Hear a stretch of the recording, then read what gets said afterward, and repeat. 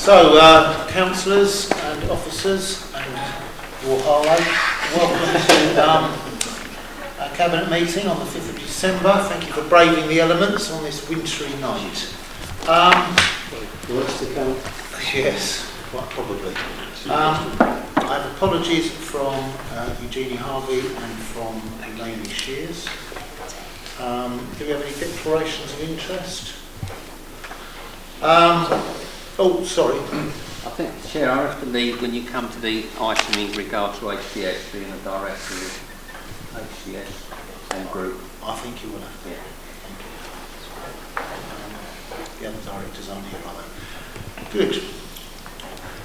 I hope you've all had a chance to read the minutes. Are we happy to agree that they're a fair recollection of our meeting on the 17th of October? Agreed. Thank you. And are there any matters arising from those minutes? No? Lovely. There are no written questions from the public, there are no written questions from councillors, and there are no petitions this month. So we'll move on to the forward plan, which you will find on pages 9 to 22. Before we consider that, I'd just like to draw the Cabinet's attention to three items that are on the forward plan, but which will not be discussed tonight. In the interest of transparency, I thought I'd explain why. The first one is the first item, the first row, reference 1010-207, the local development plan modifications prior to consultation. The inspector's written to the council confirming that the MHCLG has requested that no council is written to in respect of their local plan until after the general election. This item will now be considered either January or February Cabinet meeting, depending on when we receive the inspector's letter. That's what's holding it up there. The third row on that same page, the town-wide employment sites, Article 4 direction. As there's been no objections in respect to the Pinnacles Article 4 direction, this doesn't need Cabinet approval, so we'll go through without. And if we turn on a page or two to reference 1010-704, the flat block refurbishment in Carter's Mead, as it turned out, the successful tender there was of a value lower than the procurement limit, and therefore does not need Cabinet approval, and so won't be discussed. Any other comments on the forward plan? Sorry, can I just say, Chair, you're quite right what you said about the local plan, but I think it's worth noting our great disappointment at this non-appearance of the modifications, because obviously we were hoping to get on with the consultation and proceed to adopt our local plan, and obviously this has held us up. And of course, if it's held up any longer after the in the new year, then because of the consultation period and the necessary administrative time, it pushes it on, and then you get into PERDA for the local elections. So it is very unfortunate, but it's not our fault and it's not the inspector's fault. It's just one of those things that obviously the government didn't want all the issues to become bound up with the general election. We just fall in favour of that. It's quite, just one of those things. Okay, thank you for that. I think I share those feelings with you, Councillor. Any other comments on the forward plan? Are we happy to note the forward plan? Noted. Thank you. So now let's move on to item 9, relevant decisions. There have not been any relevant decisions taken by the portfolio holders and the delegated powers since the last meeting of the Cabinet. So we can go on to substantial item number 10, HTS Property and Environment Limited Best Value Review, which you will find on page 23 to 60 of your pack. I'm going to move that, propose that. And I'll formally second that, Chair. Okay, I would like to say a couple of words on this report. It's the result of a wide-ranging and thorough review involving a wide range of council staff, employees of HTS, key stakeholders. the service improvement team, housing standards groups and housing standards boards, and the shareholders subcommittee. And I think it's an excellent piece of work, and I've noticed that where some of these groups have contributed, that's been reflected in the report. It's consisted of 15 work streams followed by, and has followed National Audit Office criteria to make assessment of the value for money we're getting from our relationship with HTS. This was no light touch review. It wasn't a formality of a review, but the results are extremely gratifying. The review found that the Council has effectively set up a well-funded local authority trading company and has successfully disaggregated its operations from the previous private sector provider. The review noted that the KPI performance has been good. The review noted that HTS has a strong cash position, and this reflects robust management of assets and liabilities. The existing payment mechanism is an economic method of contract payment. There have been no issues highlighted during the review to suggest the current arrangements do not represent financial best value. Innovation, especially CSR, has been good. Levels of satisfaction by the public generally are good across the board. Governance, arrangements and adherence with contractual arrangements have been found to be sound and tested by internal audit. And evidence of workforce planning by HTS and a successful apprenticeship scheme work on social inclusion and improvement in the gender pay gap has also been noted. This is an excellent report which remarks very highly on the success of this company. And Yeah. so, any questions? Councillor Johnson. Thank you very much, Chair. My first question is about paragraph 76 under economy. Where the report says, however, based upon the evidence submitted to the review, it has not been possible to exactly determine the base operation costs of HTS Property and Environment Limited to make direct comparisons to the 2017 mobilisation business model. How does the, and I know there's recommendations here, how does the council react to such a statement that we've conducted a business where it's not possible to exactly match to our previous business to show the points that you've just been making?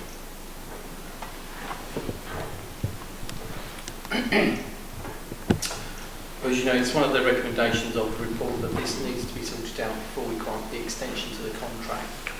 And I think there are some reasons behind it. Certainly, in relation to the financial modelling of the existing company, it doesn't match easily to the current arrangements. I think that's something that does need to be addressed. Chair, can I ask how long you envisage that taking to sort out before we can move on to doing further work? Certainly the recommendations are tied in time to complete that contract extension by August of next year. So those things have to be bottomed out before we sign that contract extension. And a final question on that, Chair. Does PERDA, the Councillor Person mentioned, for the local elections get in the way of that, and will that truncate that timetable and cause us any difficulties in doing that? No, because it's a business as usual activity. It shouldn't be affected. Can I move on? A similar question, but in regard to paragraph 80 and the timetable around where we're told the council needs to do more in the area around the risk of not taking on increased third-party works, and will that be resolved in a similar timetable? The recommendations suggest there are 4 areas where work needs to be undertaken before the August deadline. There is a further number of recommendations that will form a work plan, and that is one of them. Certainly the envisaged third-party works that I think the council wanted at the beginning of the contract have not materialised to the level that was foreseen. Paragraph 90 talks about key performance indicators, which, Chair, is something you mentioned. And whilst the review does say that a number of the specifications are very good and the KPI suite is being used effectively for some activities, it says others are simply not used or what was being measured doesn't relate to any specific improvement area, and it recommends obviously the review of the suite. Have we got to a stage where KPIs are not being used or are not necessary, and the council hasn't previously picked that up? Well, generally, the KPIs that are measured under the contract are they are used in some areas and not others. It depends on the type of work that's being undertaken. Sorry, can you clarify that a bit more? I think from memory, there are some detail is important, but there are some KPIs around the environmental bit that we're not using as effectively as some of the other ones. Sorry, I appreciate the answer, but it doesn't really answer the question, which is, if we've had KPIs for this key organisation, this key spend, that we've not been used, why have they not already been stripped out or replaced by KPIs we are using before we had the review? That's what reviewers found. So we did. Some have been changed over time. So what we're saying here is we didn't know that we had KPIs that we weren't using or weren't getting reportable data on. Councillor Burke, do you want to come back on that? Yeah. I was involved as the portfolio holder of the environment when the contract changed from HERS to HTS. At the time I raised a number of queries about KPIs on the environment aspect of the work, and at the time I was led to believe that there wasn't sufficient headroom to change things. They just had to be carried over and they could be looked at later. So in fact the KPIs that are being referred to are the KPIs that were in the original contract with HERS. We have been quite satisfied with the performance of HTS in the environment. In fact, our stakeholder group, which meets every month, is highly satisfied. And in fact, at the meeting held here yesterday in this room, made it clear that they wanted to congratulate HTS on the way the town is looking in terms of the environment. What we are talking about is moving away from the previous KPIs to a more customer satisfaction type of performance indicator, rather than just measuring things and ticking boxes, which was what was unsatisfactory with these KPIs, and why to a certain extent they're not really used in that sense, because they don't actually take me forward. With the environment, it's very much what the public think, and that's why I rely so much on my stakeholder group, but we want to extend that wider to residents and the public, so they can, if you like, give us a steer as to whether they're satisfied with what we're doing with open spaces, with landscaping, with street cleaning and such like. So yes, technically there is a problem with these KPIs, but in practice we are highly satisfied with what HTS are delivering on the environment, and we want to move towards a public satisfaction type of measurement rather than the box ticking. If I can add to that, Councillor Johnson, thank you for the question, because the appropriateness of the KPIs is something that I personally have brought to the attention of HTS in the shareholder subcommittee on many occasions, and it's in the review that the KPI suite needs a review. Are they stretching enough? Are they measuring the right things?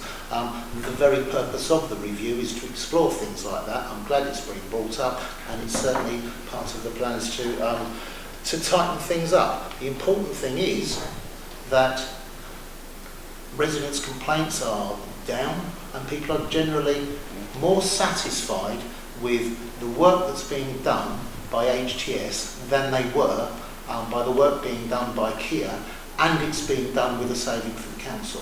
That doesn't mean we're complacent.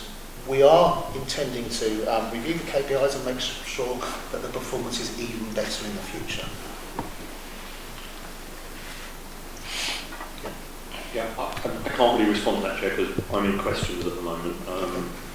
But thank you for your answer. I still don't think I've got to the bottom of the answer, despite the comprehensive answers about why we allowed the organisation to run without replacing KPIs that weren't being used. And I think the report highlights that very well. I want to take you, please, to Appendix... Sorry, did you want to say something? I interrupted you. Sorry, it's not true to say that we've never reviewed KPIs. It is an ongoing process with KPIs. I think there is an acknowledgement that the existing suite does need some review to make sure that they're fit for purpose for a contract that's going to run for the next number of years. So does that mean that the report is wrong? Because the report says that some of the KPIs were never used. If they've been under constant review, as the officer tells us, does that mean either the report is wrong or the review we've reviewed, so we've seen that there's been KPIs that haven't been used and then we haven't removed them? I can't answer the exact question in terms of ones we haven't been using. Certainly the officer's report suggests that some of them are not being routinely collected data for in any event. So they need to undertake a review to understand why were they put in the first place and what we were intending to measure.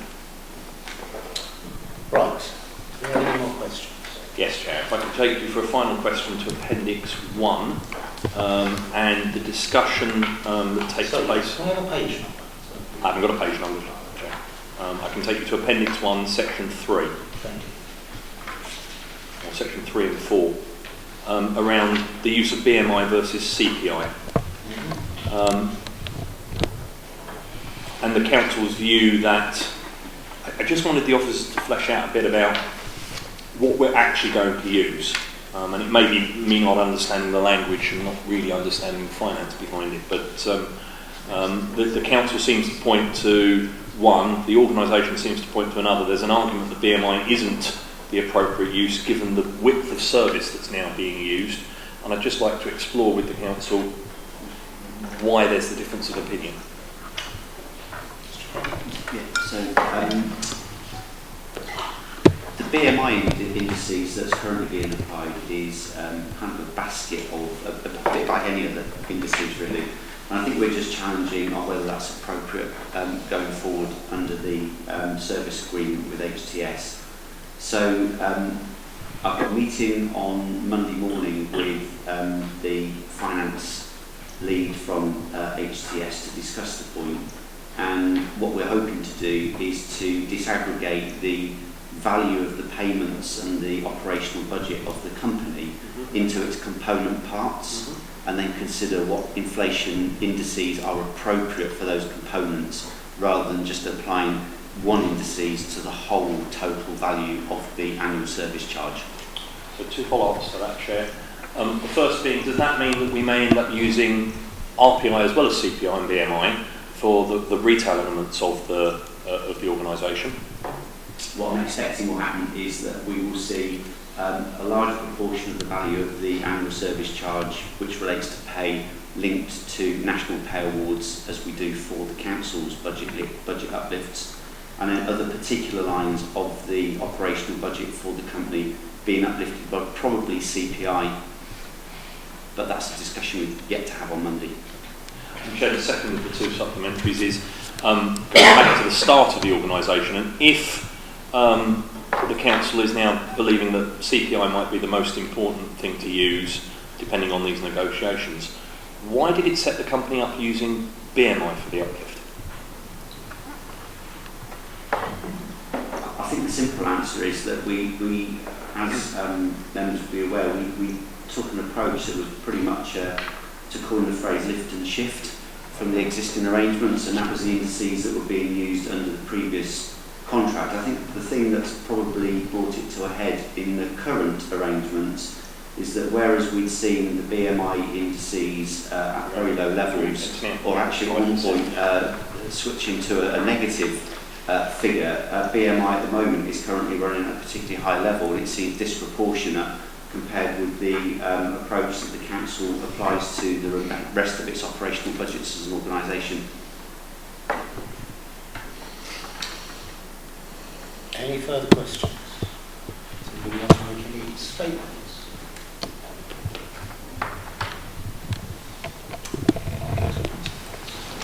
Thank you, Chair. And there's no doubt that, as you said in your statement earlier, that things are going well. And I have become more of a convert as time has gone on to this model. And I think you'll know from comments I've made both in previous cabinets and at SSC that I do believe things are starting to work with this. I still maintain, and as Councillor Charles has said on many occasions at both Cabinet, Council and SSC, that there has been a real lack of strategic thinking from the start on the organisation of this contract. And even pulling things out tonight, there are 47 recommendations, I think I counted, on these pages, of things that really are things that should have been done at the introduction of a new contract, should have been tidied up anyway in the current contract. There's things like KPIs that haven't been used, as we've discussed tonight. There's things like we lifted stuff from a previous contract that wasn't the same sort of contract to use for the inflationary rate. And I think I'm just still concerned that a number of the recommendations in this report reflect the fact that the Council didn't have a long-term strategic direction for this body. Now, it doesn't mean it's not successful, and it doesn't mean it can't be recovered. And I've got to say, I pay tribute to the work that the officers have done in starting to make this work. I still detect, I wasn't at the last SSC, but the one before that, I still detect a disparate nature of negotiation between the company itself and the way the Council views things. And I think some of those things play through into the recommendations of this report. My other concern, Chair, is that there's a lot of these things that need sorting and need sorting quickly. So, for example, when cost apportionment, some of the reviews that need to happen. And if we're going to push forward to a new financial year and a new contract, I think we could have sorted, I'm using wider we as a council, could have sorted a number of these items out earlier. And I think I do worry about timescales moving forward. And that's why I asked the questions about if we will be able to hit the timescales and if they are realistic in this report. I hope it works because I think we're now that invested as a council in this organisation, this body, that we can't really have it fail. Councillor Carter's raised a number of very detailed questions with me, which I don't think I don't think it's right to put them in this forum tonight, but I will raise those privately with the officers. I know Councillor Carter would have liked to have said an awful lot, but obviously himself would have been barred from the meeting tonight about this item. And I know Councillor Charles has always had a huge interest, but because of the ongoing general election, he's not currently in the town. I can't make his apologies because we're not formal members of this committee. The Conservative Group remains committed to supporting the Council with this process and with this company. We still have ongoing concerns about the strategic direction and the key strategic decisions that are required, which I think paragraph 5.1 on page 12 talks about the key strategic decisions regarding third-party works, requiring volumes, and I think the Council just needs to get on with taking some of those decisions and taking a clear lead with this company. Thank you. Thank you. Councillor Harlow. Well, first of all, I'd say it's quite ridiculous to talk about this organisation failing. It's not going to fail. So that we obviously need to make sure it continues to improve. And some of the aspects that have been brought out by this best value review, which is why we've conducted it, relate back to things that we inherited from the previous contract. So I think that the review, as you said in your opening remarks, is all positive in that even things that have been revealed that have got to be changed, it's useful that they've been revealed. As far as third-party works is concerned, which, as the councillors said, it's something that's often brought up as if that is one of the main purposes of HTS, which it isn't. The main purpose of HTS is to serve this town and to serve the residents of this town with the things that we want it to do. Obviously, third-party work, if it is able to generate additional income, which comes back to the council via the various financial mechanisms that exist, then that's great. But that isn't the main purpose of HTS. The main purpose is to do the work that we wanted to do on behalf of our residents. So I think we need, to bear that in mind.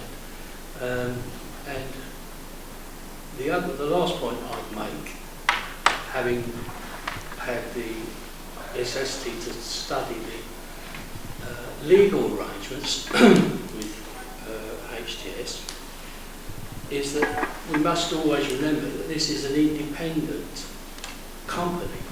It's not part of the council.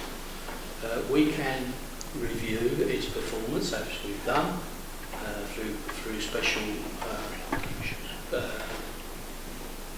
investigations.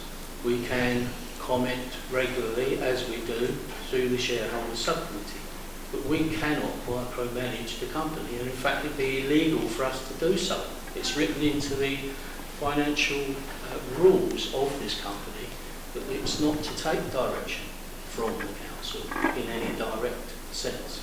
So again, we need to be cognisant of the subtlety of the arrangements between the council and HTS. Thank you, Councillor Bell. Councillor Wilkinson. Thank you, Chair. I really welcome this report and review, and I think we have to remind ourselves why we're having a review. And it's important to have a review because you look back at something we've set up. Is it the right thing to carry on? Is it, are we doing things right? Are we doing things wrong? And it's quite clear that this is a major success story. Has been, and I just love having debates about HTS, and I welcome the fact that now Councillor Johnson is coming over to the fact about HTS is the right thing to do, because I just love reminding people that their group didn't want to do it in the first place. It was an ill-thought idea, they called the decision in, etc, etc. They wanted to stay with Kia. Given the mess that Kia's at a national level at the moment, I think in hindsight, what a fantastic idea we had. But getting back to this review, I think, as the Chair said in his opening remarks, we have never seen, certainly from a housing perspective, and I meet monthly with HTS to discuss KPIs, to discuss performance, regular monitoring. As Councillor Purton said, they're not part of the council, it's an arm's length organisation to which report into us. And satisfaction levels have never been so high as far as council tenants have gone. We've only last week introduced the texting service, which is a massive move forward with reporting repairs for tenants. We're getting more, we've never had so much investment in the workforce that we have. We've never had so much investment in the vehicles, the tools that they use, etc, etc. It's a massive success story. And yes, a review does come up with some items that you need to have a further look at. But I think it's almost like there's a small piece of crumb somewhere that people can latch onto, and that's what they latch onto.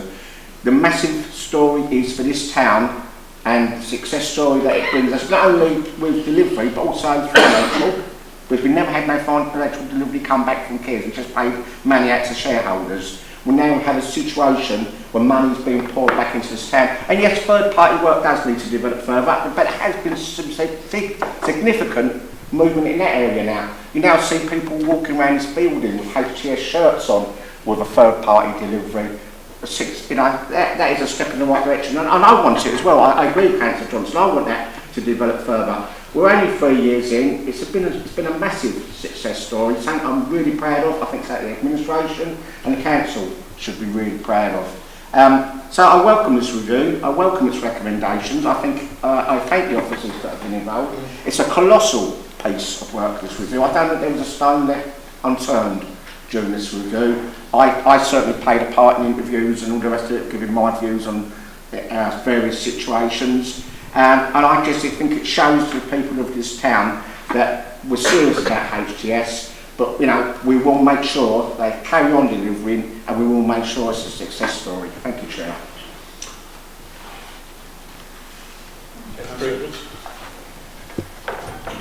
As a backbencher, may I too welcome this review. It seems to me to be a very honest review. It's an all review. And yes, it's picked up a couple of areas which there still need to be done some more work on that. However, I am more than satisfied from the work that has been done so far. I'm more than satisfied satisfied that those issues that are raised in this report, where there are identified issues that need to be addressed, will be addressed. So congratulate, I mean, it has been a massive task taking an organisation the size of KIA, you know, the KIA region, back in effectively to be a in-house company, for want of a better word. And to do that in a way which has been very little disruption. And in terms of the satisfaction around the town, you've only got to speak to people about the town, about how the town's looking and the services they get, and you're getting positive responses.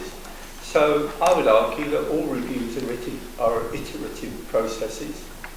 If they're good reviews, like this review is, they will by definition pick out the areas of success, but they will also pick out the areas of further work.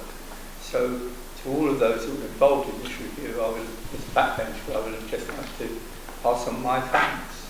And well done on a good piece of work. Thank you, Councillor Edwards.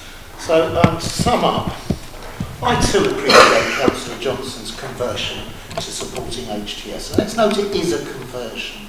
And whilst this review is honest, it does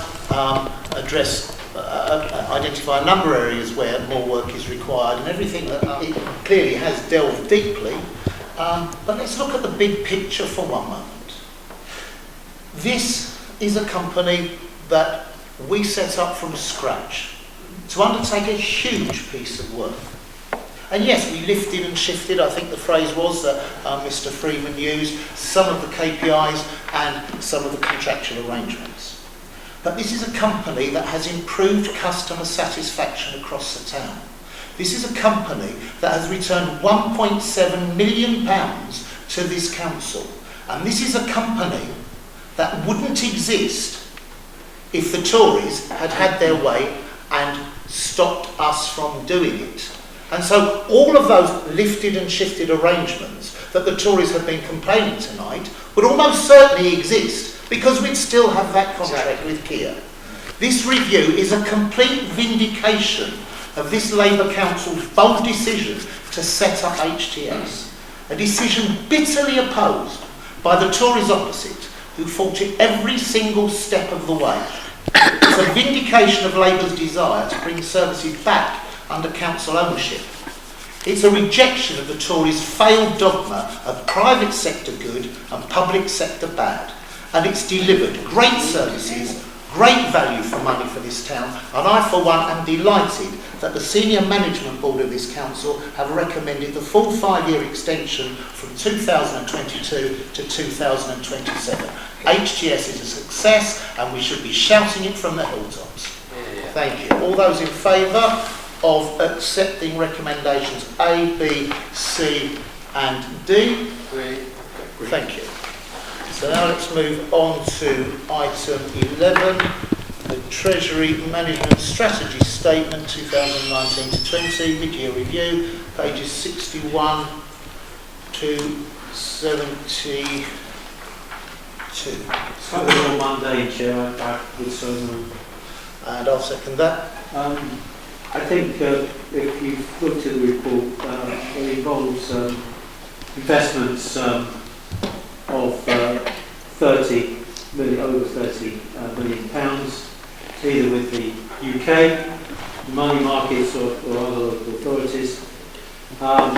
It actually, for a variety of reasons, unfortunately, EU-based investments will be withdrawn to protect against any short-term issues that may arise and could the minutes actually reflect there's just a small change on page 70, paragraph 33. There's a reference to 2018, and it should be 2019. Thank you.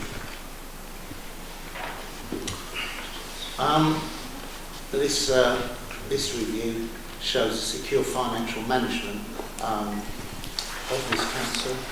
It's an outstanding long-term investment strategy, and I want to take this opportunity to thank our Section 151 officer and his team for the excellent work they do on behalf of the council. Yes. Any questions? Councillor Johnson. Thank you, Chair. How good do you consider Arlen Close's expert forecasts to be? Sorry, just repeat that question, sorry.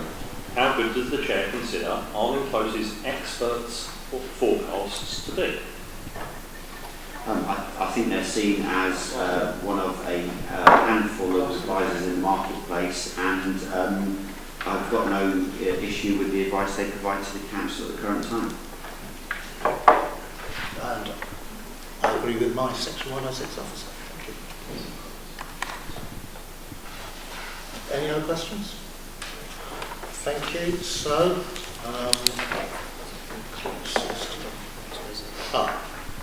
question or a statement coming? No, I didn't raise my hand for questions, Chair. I have a comment, if you're going to comment.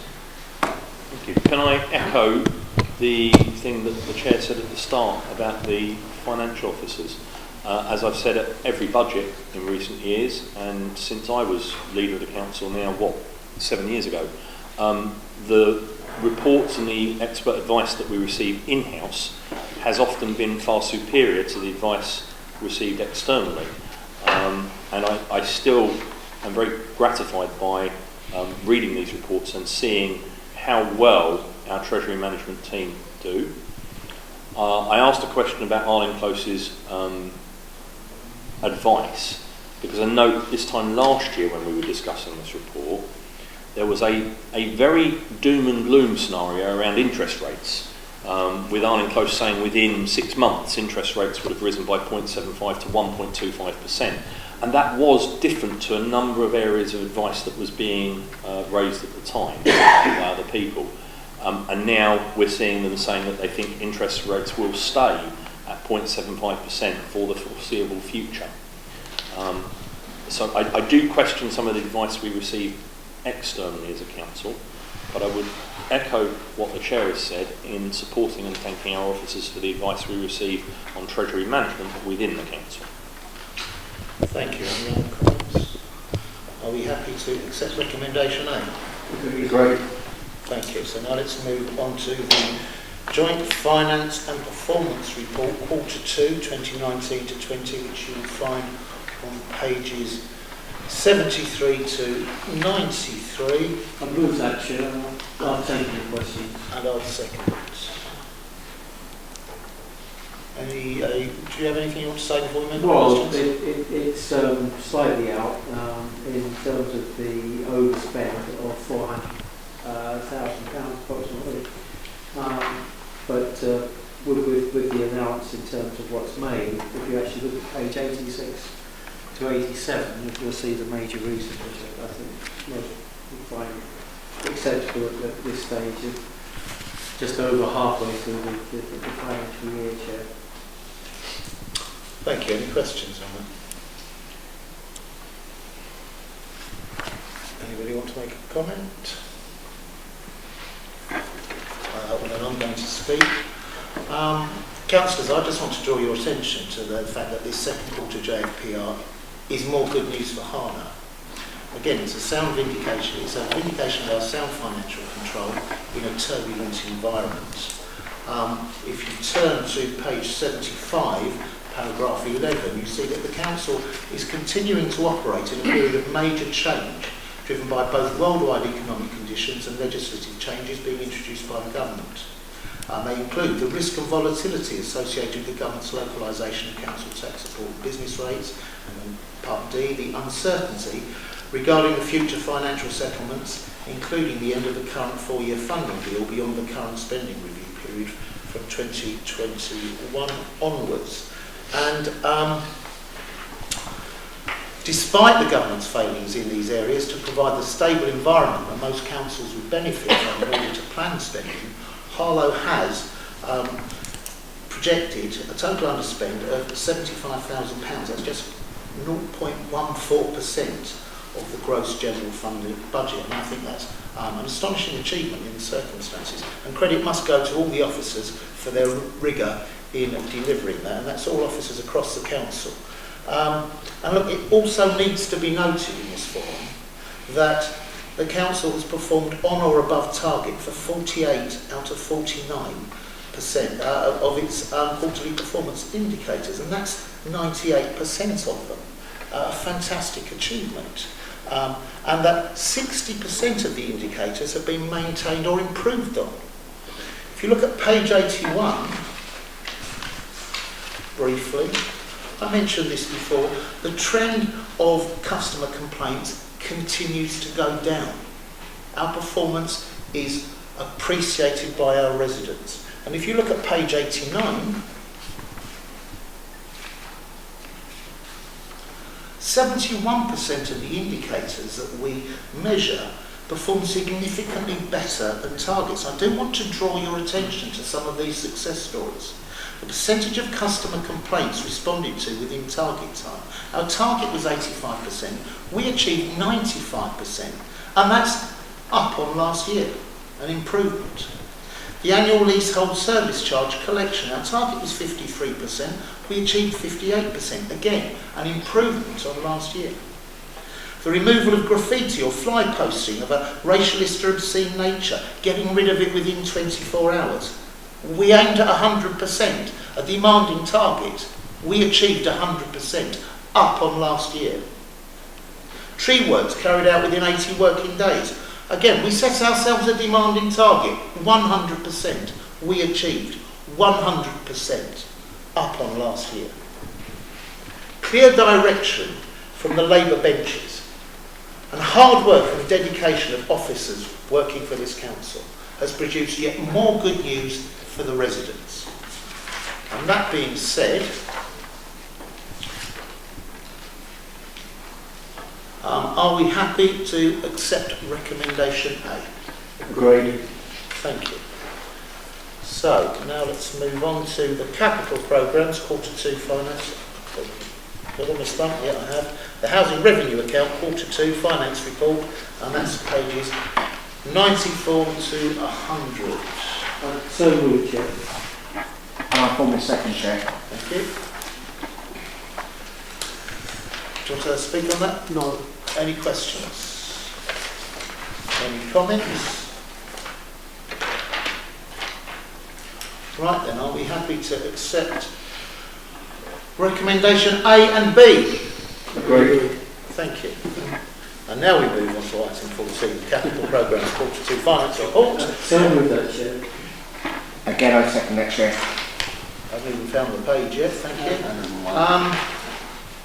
Does anyone want to speak on that? Questions? I'm happy if you wanted to take someone before you took questions, Chair. No, I wondered if the proposal wanted to say some words to introduce it. Okay. So we start with questions. Chair, my question relates to paragraph 7 of the report.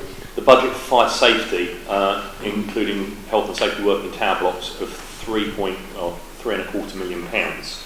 And whilst I've always supported the work that the council does, and I think both sides of the chamber spoke very passionately after the disaster of Grenfell about the works and the way under different coloured administrations. Harlow Council has been one of the councils that has led the way on fire safety in tower blocks, and rightly so. The One Show came and did tours of TV tours of tower blocks in Harlow. It concerns me that we're carrying over 2 million of that £3.25 million into next year. And I understand some of the reasons for that, with advice coming out from MHCLG and the inspection regime. Can you assure me that that £3.25 million will be spent on the required works by the end of 2021, and we won't be carrying over any of that money into 21-22? Because I think I've got a lot of residents of around the town that have contacted Conservative councillors that are rightly concerned about works in tower blocks. I have reassured them that Harlow takes the safety of tower blocks very seriously, and has done under different administrations. But can you assure me that that work won't be delayed any further than next year?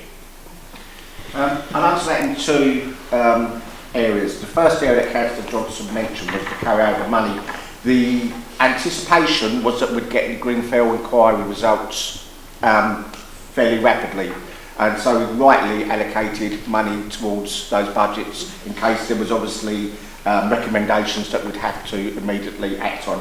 The inquiry has taken a lot longer than first anticipated, so the carryover is that we've still got that money available. We obviously will be spending, as Councillor Johnson said, a very important area of concern for people in this town. I must remind people at this time that our inspection reports on our 14 tower blocks ultimately say that our tower blocks are predominantly 100% safe and good. The second part of the question, as soon as the results of the inquiry are known, we will move as soon as we can to spend that money. Can I come back on that, Chair? And whilst I welcome and echo Councillor Wilkinson's comments about the safety of the tower blocks in Harlow, and I think that is important to recognise and not play politics with things like that at all. They are safe, and we need to reassure our residents that they're safe. I'm a little confused now with what Councillor Wilkinson said, because on the report that we've just agreed, which was the housing revenue account, paragraph 3 said that the minimum balance of that account was 4 million, of which 1.5 million was being held as a provision against additional expenditure as a result of the inquiry. So I thought that was the money that was for that inquiry. The £3.25 million that I've identified in this capital report is for just pure health and safety work, and wasn't the money being held back for the Grenfell report. So whilst I welcome his statements, and I welcome that we're holding the money back in the previous report for the Grenfell works, can someone guarantee me that we're not going to carry over the health and safety work past 2021? I'm quite happy to give that guarantee. Thank you.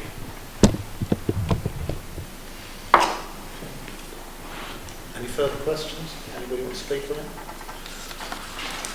Okay then, so are we happy to accept recommendations A, B, C and D?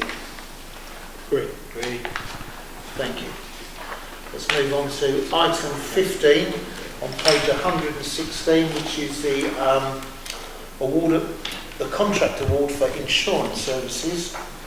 I move this, Chair, but I'd also like to say that the officers are doing a lot of work on this, and it means that in terms of how we insure things, we're able to actually see a reduction in premiums in approximately just over 40%, and it's down to no mean achievement that Simon and his team have actually decided to actually look very seriously at how insurance should actually be worked out in the future, and that's mean challenging certain people who actually made claims in the past, because sadly that was an area that some people actually chose fraudulently to actually look at, and that's been challenged robustly, not just by this council but other councils as well. And at the end of the day, it's once again, like a lot of things tonight, a good news story in terms of what we've been able to achieve here. And for the record, I'm seconding that. Does anybody have any questions? Anybody want to make a statement on that? Councillor Johnson. Just to say, Chair, that I welcome the review of our insurance. If Councillor Perrin were here tonight, he'd point out that in 5 of the last 7 Conservative Party shadow budgets in this chamber, we have attempted to look at insurance premiums, and where the council self-insures as well, and have said for every one of those years that we thought savings were possible through reviewing our insurance. I'm glad the council has finally done it. Well, what a shame Councillor Perry wasn't here to say that for himself. Clearly he has more important things to do. I'd like to make a comment. I'd also like to draw the Councillor's attention to paragraph 16 and 17 on page 120, which I think really get to the root of this matter. Paragraph 16 reads that residential leasehold buildings insurance premium costs, including insurance premium tax, is around 14% less than last year, based on tender submission. This is subject to a review of claims experience as on the 31st of January, but it should produce a premium saving that will directly benefit the council's leaseholders. Our residents will see their insurance premium costs going down thanks to the excellent work of our officers on this council. And also, I think, of key importance is paragraph 17. the insurance premium costs for the Council's main insurance programme, including insurance premium tax, VAT and annual broker fee, has provided a saving of approximately 42%. Now, that's not just been achieved by going out and looking for a different supplier. It's a culmination of really careful planned work, not least of which was mentioned by Councillor Danvers, a crackdown on fraudulent claims, which means that the risk is less, and therefore insurances trust us better and can afford to give us better premiums. So yet more, as Councillor Danvers said, good news for the residents of Harlow, thanks to this Labour-led council. Are we happy to accept? I think the other thing that's interesting, Chair, I'm going to have to... Sorry, if you know what Councillor Johnson was going to say when he said. Yeah, but Councillor Danvers, we do have an order. Okay. No, actually he moved it, so he gets the final word. So, sorry, Councillor Danvers, you can I'll just draw people's attention to the page that follows 121. And it's interesting, last year's Tory administration was the highest payments for insurance. So, into point scoring, I'm not quite sure they can bring it down when they actually have the opportunity. Chairperson. Point of personal explanation, Chair, under the standing orders, under advice from the Section 151 officer at the time. Somebody else's fault. Lovely. So, are we happy to accept recommendation A, B, C, D and E of item 15, the contract award for insurance services? Agreed. Agreed. Thank you very much. We move on to item 16, the award of the contract for the replacement of water main and central heating systems, Moore Tower, Nichols Tower, Stork Tower and Edmonds Tower, which you'll find on page 123 and 102 and 127. I move this report. And I second it. Any questions? Any comments? Well, I do. I have to sum up if no one else wants to make a comment.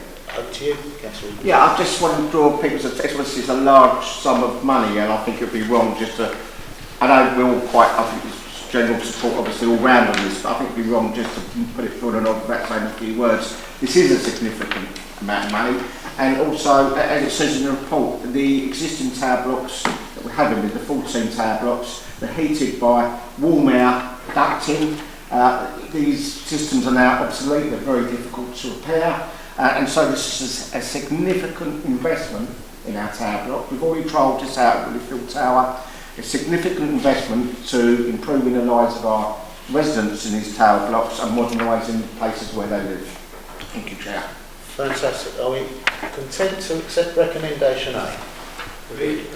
Thank you. So now let's move on to the flat block refurbishment of Little Braes, pages 128 and 130. Again, Chair, I move this item. And again, I second it. Any questions? Anybody like to make a comment? Sum up, Councillor Wilkinson? No, it's Okay. similar comments to the last, Chair. Again, another significant amount of money invested in areas of this town, flat blocks again. Thank you. Thank you. Are we happy to accept recommendation A on the refurbishment of the flat blocks in Little Braes? Agreed. Thank you. So, item 18, changes to the membership of the Local Development Plan Panel. Are we happy to note that change? Noted. And 19, unless anybody objects, I plan to take A and B on block, which is to note the communications from the Shareholders Subcommittee and the Cabinet Overview Working Group. Yeah, are we happy to agree? Agreed. So we need a proposal in a second. Right. So let me propose those. Seconded. Are we happy to accept those recommendations? Agreed. Thank you, good. And finally we come to item 20, not quite finally, nearly finally, the minutes of the panel's working groups. To note the draft minutes of the Cabinet appointed bodies, the minutes of the Shareholders Subcommittee, pages 135 to 139. Noted. Noted. And there is no matters of urgent business. So thank you all for coming. I draw this meeting to a close.